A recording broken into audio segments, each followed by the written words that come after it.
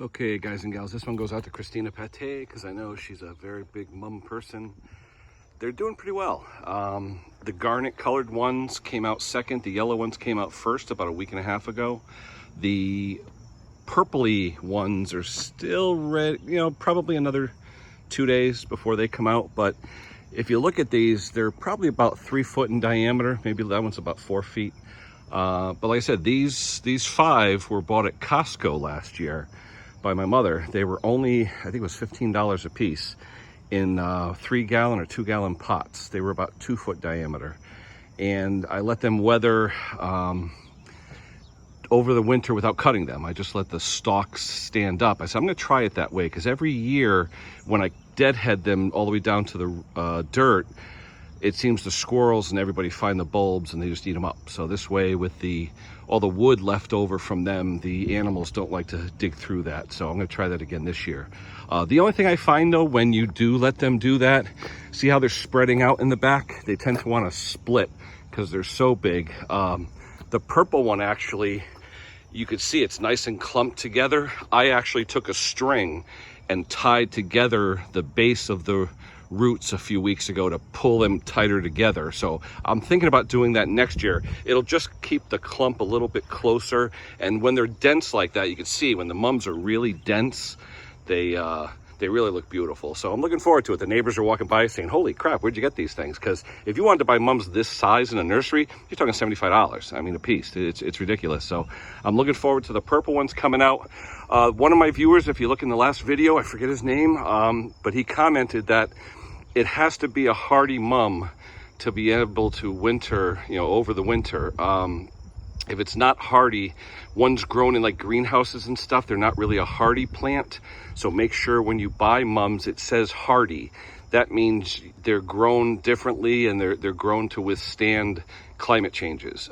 We go down to 0 degrees, if not minus Fahrenheit here in New England. And if you just get the Home Depot garden store variety mum, it doesn't say hardy, they will probably just die over the winter and not come back. I've had mums for years, and this is the first time I've not cut them down, and they've come back great. So I'm hoping that these things last a lifetime. And what I'm thinking about doing next year is propagating, meaning cutting these maybe a third off of each one in the spring when they just start growing, and giving them to my daughter. My oldest daughter just bought a house yesterday. She's going to be closing on it pretty soon, and I think these would make a great addition to her house. So I may try and propagate at the end of the season before winter kicks in. I don't know. What are your thoughts on that, guys? Those of you that know mums, can you propagate in the fall after they've just before winter? Because I could do that. I can cut a little chunk off just like I do with hostas. I propagate hostas every spring. I've got hostas all over my yard. But yeah, anyway, thoughts, comments, suggestions, leave them. And I also had a question for you guys that are gardeners. Let me walk in the back, I'll show you. My wife has a hibiscus tree. Everyone's asking, Ken, when are you putting up the workshop? Yeah, well, we cleared the whole backyard, and then we ran into some money issues. We had some bills. Virgil was one of them. So basically it's cleared, but now it's all weeds. But it is cleared out. There's no trees. All the trees are gone and all that. So anyway, this hibiscus tree, which we love, it's a beautiful tree. My wife got it as a gift. We're told that in the winter, you need to keep it in sunlight, cool, but in sunlight. And right now we don't want to bring it in the house. I mean, we got a deck right here with a window. It'd be perfect to put in front of that. It gets sun, but we're afraid of Virgil. We're afraid Virgil might eat the leaves, and we do not need another sick Virgil. So if anyone has any ideas of how to store hibiscus, I was thinking about keeping it in the basement, but there's no sun in the basement.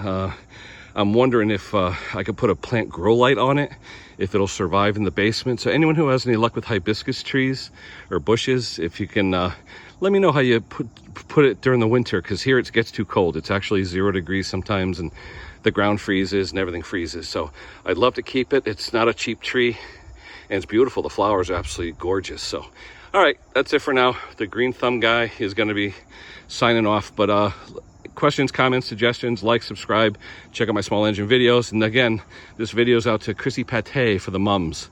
All right, guys, we'll talk to you soon.